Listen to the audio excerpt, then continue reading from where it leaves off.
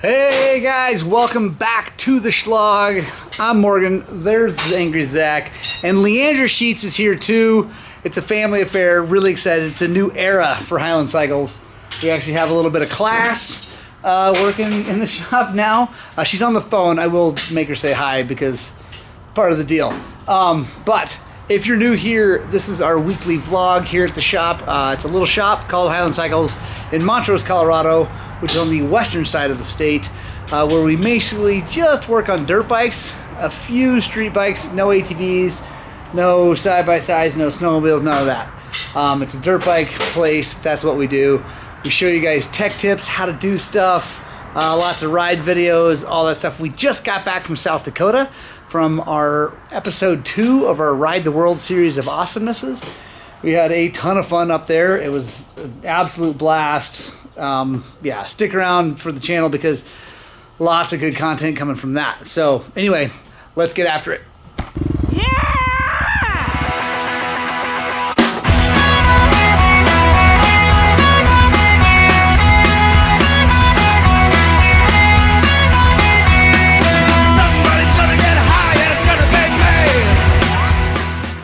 Alright guys, first thing that I'm taking care of today is the fuel pump from the KTM 250 EXC over there. I couldn't find the fuel filter from our local dealer, but boom, I found them on eBay. They're actually not in a KTM bag, I put them in there. But check this out. The KTM kit is like some crazy number, I forget how much, but these are $9.99 from eBay. Brand new, exact same filter, made by the same company in Turkey, the whole deal. Anyway, super happy about finding that, getting them here on time, ready to rock and roll. Also guys, coming very soon is the rebuild of the Honda that I screwed up by getting the cam bearing off just a few thousandths. And anyway, if you guys haven't seen that, check out that Shlog. I completely ruined that motor. It's really sad. But we're putting it back together. So hopefully you guys can learn something with me, which is good. Let me show you guys how we do this. This is kind of important that you have the right tools and the right stuff. So, hey Morgan. Yo! There's Leandra! She's on the phone. What's that? So the first part was, they don't have it, but they can order it. The second one is the 19th. We'll probably get pushed back from that. Okay, skip the second one. Cool. Actually, you know what? Skip the whole thing. Cool. Just delete the whole thing. We'll figure it out. Okay. Yeah, Ah, look at that. She's on the phone. That is awesome. I'm so happy. Free me up to do lots more things. Anyway, so check this thing out. Here's our fuel pump. Obviously, no big deal. Alright, so you want to make sure you get the arrow going in the right way. And here's the thing that you got to have. Well, I don't know. Maybe there's a way around this. We are all about showing you how to do things with just normal tools around here. But this one's super important because if you don't use the right clamps or the right tool to tighten it down, this thing will blow right off because it makes like 45 psi. So anyway, the pump is pumping this way. So make sure we get the arrow going the right direction. And then we're gonna, before we put this on, so we take our little crimpy style hose clamps, put it on. We're gonna go, and these are tight anyway. Then guys, you need these cool guy pliers to do it right. If you don't have these, I really don't know how you would do this. But you see they're made, I don't know if you guys, there we go. Focus. There we go. They're made with these little pinchers to crimp down on that thing real tight.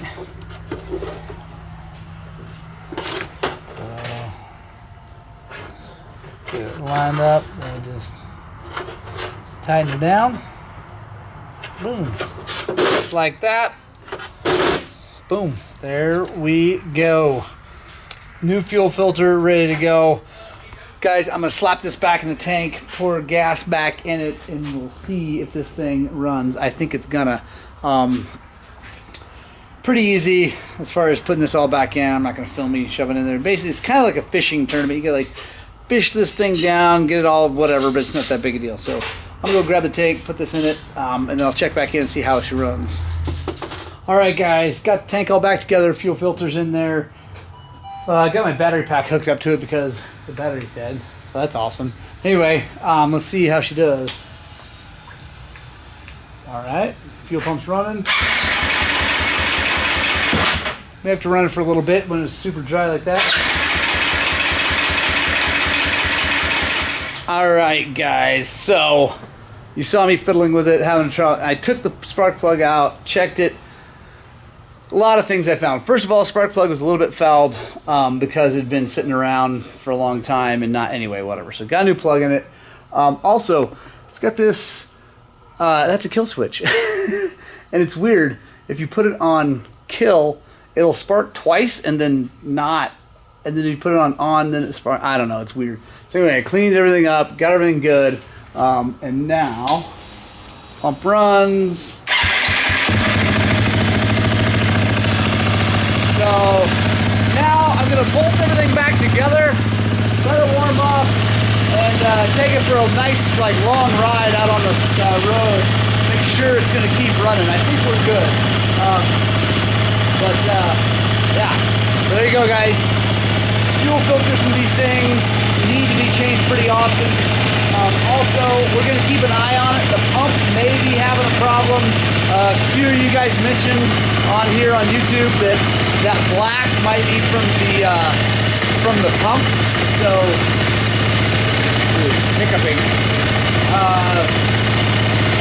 So I gotta. The other thing is I have to. Ooh, there we go. They have to adjust the idle. I think they've been messing with it a bunch.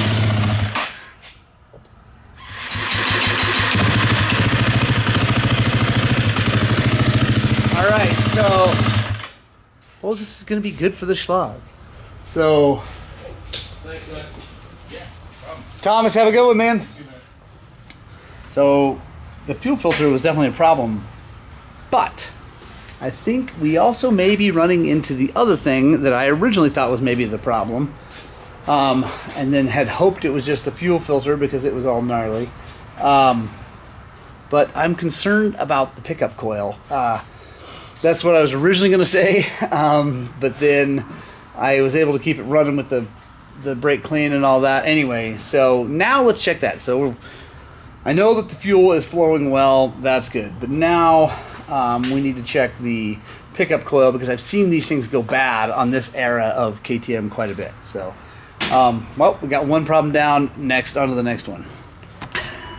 All right, guys. So I'm waiting on a spec for that pickup coil. It's about 102 ohms, which I can't remember. I think 102 or 102K, but anyway, whatever. Waiting on a spec. I called Rick's Motorsports. They're going to get me an actual spec. They're just busy right now. So anyway, while that's happening, I am rebuilding the brand new head for this Honda CRF450RX that I screwed up. So taking care of that. I'm not going to go in depth into it right now, mainly just because I got a lot to do and filming just takes time.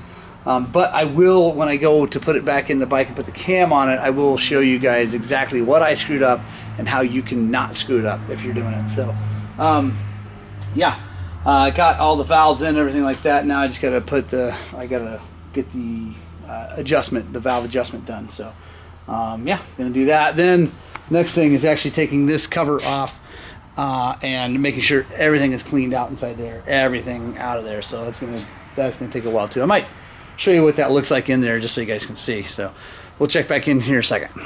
All right, so I got the shims all figured out.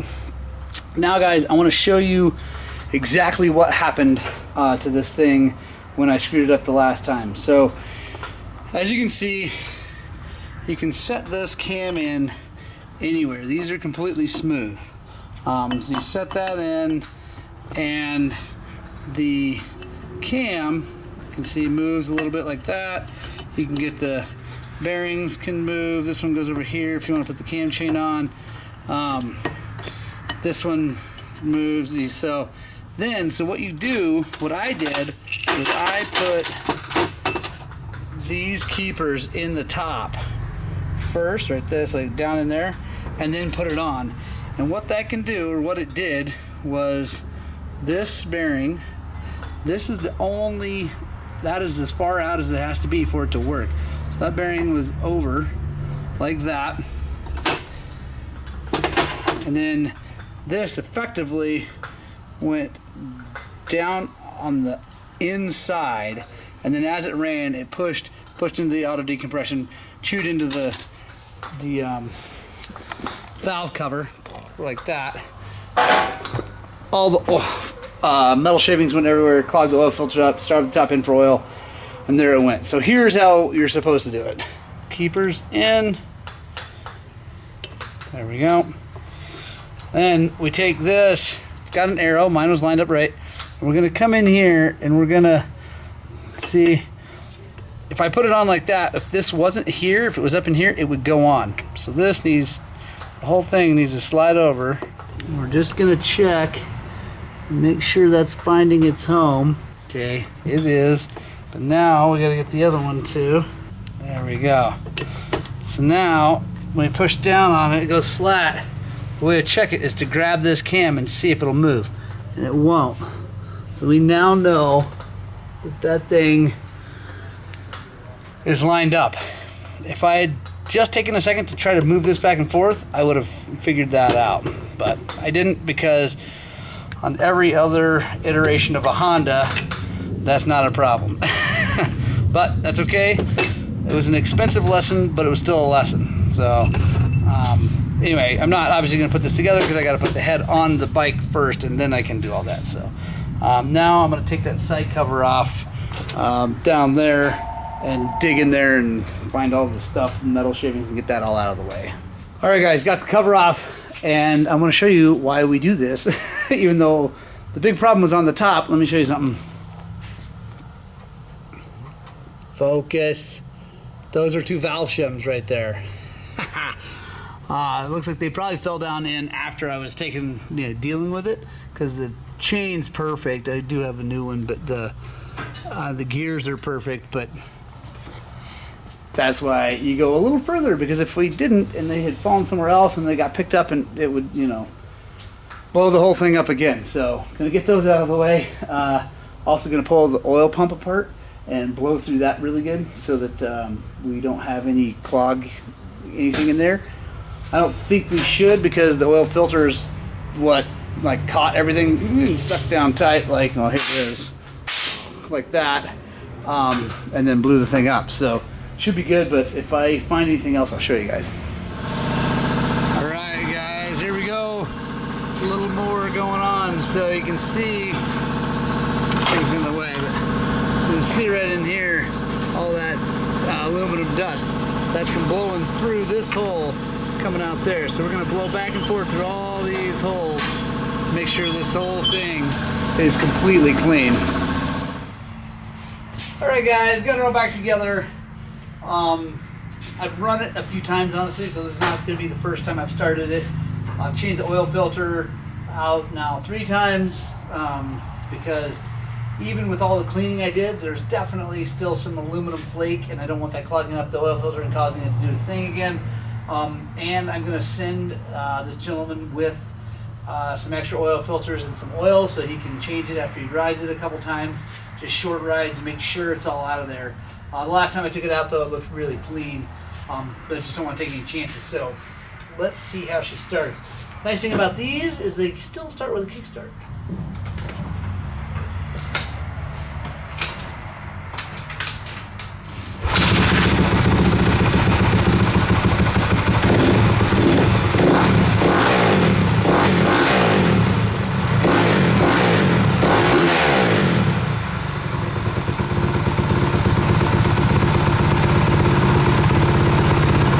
Like it.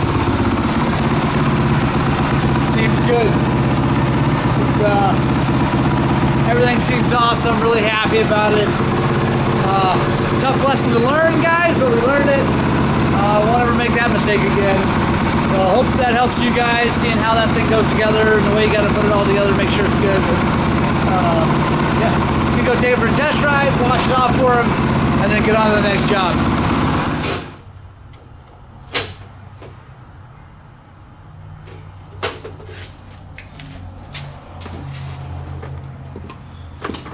Alright guys, tool spotlight for this Shlog. These things are awesome. They're VAM pliers, which, that's awesome by the way, the name, but they're really, really cool. You can see if you guys can see this. Here, let me bring over the light. So first of all, seriously, VAM pliers. Anyway, so the normal pliers like that got serrated, they're super sharp, got cutters, but then this is probably the coolest part. See that end is rounded and serrated in there, so when you got a screw that's being a pain in the butt, you grab a hold of it, squeeze really tightly, and there she comes. Instead of stripping it out with the screwdriver, and this is a JIS screwdriver, it's just these were super tight, but highly recommend these. I got them off of the Matco truck. They're made in Japan. They're really, really, really cool little pliers for stuff like that, and they're spring loaded, which I like, so that you don't have to force them open with your hand. They just open. So cool, pretty cool. Alright guys, next on the list is this lovely 09, I believe. Let's see.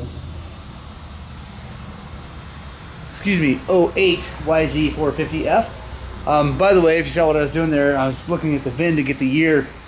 The 10th digit in the VIN from the left is always indicates the year.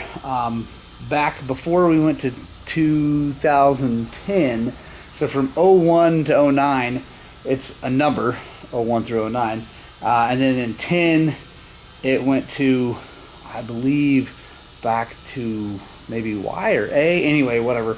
Then it's letters, and then it'll go back to numbers anyway. So 10th digit is an 8, so this is 2008. This is a really nice bike. It was owned by another customer. He sold to another customer. Today we're going to do fork seals, a valve adjustment, a new tire, and something squeaking in the front end, so we got to take care of that.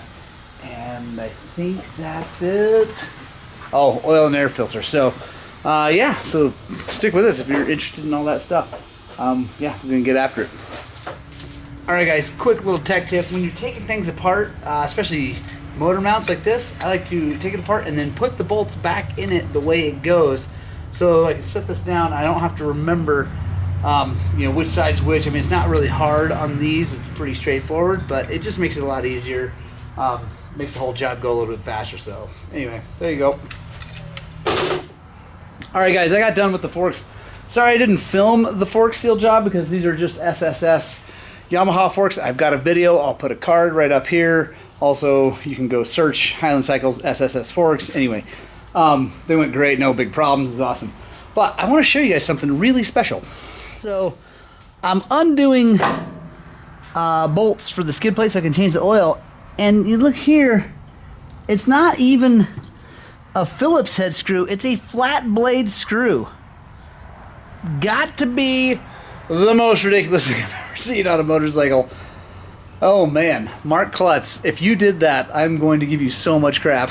This is Mark's bike. There's a chance though it was done by the guy who owned it before him. I also know that gentleman, and I'll also give him a hard time. So yeah, and here's the two front ones, flat blade screws. It's a special kind of awesome. So anyway, I gotta see how I can get that out of there because my screwdriver just isn't wanting to do it. Then we'll change the oil in this thing and get on down the road. Alright guys, next on the list, we got this little 85 KX, and the problem is that the customer has rebuilt the motor more than once. He's taken it apart, split the cases, put it back together, anyway, all sorts of stuff, and it starts and runs, but it just it revs way too high. So I don't really know where to start, honestly, because the throttle has free play, He's checked all that. He's checked everything with brake clean. Nothing makes it change. It's not sucking air anywhere that he can find. Like I said, he re-split the cases, checked that. It seemed like everything was good. So there's not really much other than what I'm going to do is I'm going to check the carburetor itself. I'm going to take the carburetor off and make sure everything is closing at the float level is correct and all that. So yeah, I think I'm just going to pop that carburetor off and then we'll take a look inside. Yeah. So guys, I figured out what's wrong with the KX. I also got my kids here. Little dude is earning his keep working on my bike. So, I'm gonna hold her down. Okay. There you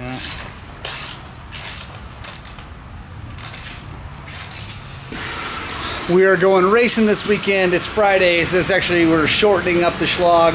We're not going to go through Saturday because I'm going racing with the boys over in Monticello, Utah with Weeby Racing. So, got the kids' bikes ready, and now it's time to just do mine. All I got to do is put a fresh tire on that thing because it's kind of hammered. We'll leave the front tire on there. Right now, that's got an X20 on there from Bridgestone. So, I'm not sure what we're going to put on there yet. I got to go look through what we got in stock, and we'll go with whatever's best. You and you ready? Yeah. All right, guys. So, you would help me get that done. We're all good. So let me tell you what's going on with here. So, this guy, like I said, split the cases, put a new crank and all that in there, got it together, fired it up. It was revving too high. So he checked everything he could check. He finally called me. I'm like, I don't know, man. Maybe it's leaking air at the cases. Anyway, so he split the cases again, put it back together again. Still didn't work. Still revving too high. So he brings it to me. I fired it up. And while, yes, it was revving, it wasn't like crazy high. I was like, is this what it's always done? He's like, yeah, it's just kind of a little bit high. I'm like, okay. So I felt the throttle, and it felt like there's some free play. I was like, all right. And the adjuster was completely in on both the throttle housing and on the top of the carb, the where the cable goes into the carb. So, yeah, that's weird. So anyway, I pull it apart, and I'm looking at the slide, and it doesn't look like it's all the way closed. And so after close inspection, you'll see, focus. See that right there? That is the cable stretching, and you can see a kink right up in here. And I bet you anything, it's stretched elsewhere too. So I think this whole time it's been a cable that's just a little, the housing has gotten stretched, and the housing's just a little too long, which then holds the thing open, caused the whole problem. So I can't find a cable. Cowie's back ordered. I don't know if there's one aftermarket, but I'm going to do a thing to make this work so we can get them going sooner rather than later. Let me show you how we do this. It's kind of a funky deal, but it does work. And there's my kid Thomas. He's got water hands. They're out here right now. It's summer break, and they're out here hanging out, doing a little bit of work, cleaning up, sweeping, stuff like that. So, earning their keep, as we say. Let me show you. What we need to do is make this housing a little shorter. And, you know, it's... So there's lots of ways to do this. We could just remake the whole thing, but I think I can do this and make it work without taking everything apart. If it doesn't work, I'll just make another housing. But I think we can do it because we only need just a little bit of room on that housing to then be able to drop this thing down. So what we're going to do is we're going to take our die grinder and we're going to cut very carefully all the way around this thing and then cut a slit in it and pry it off of there.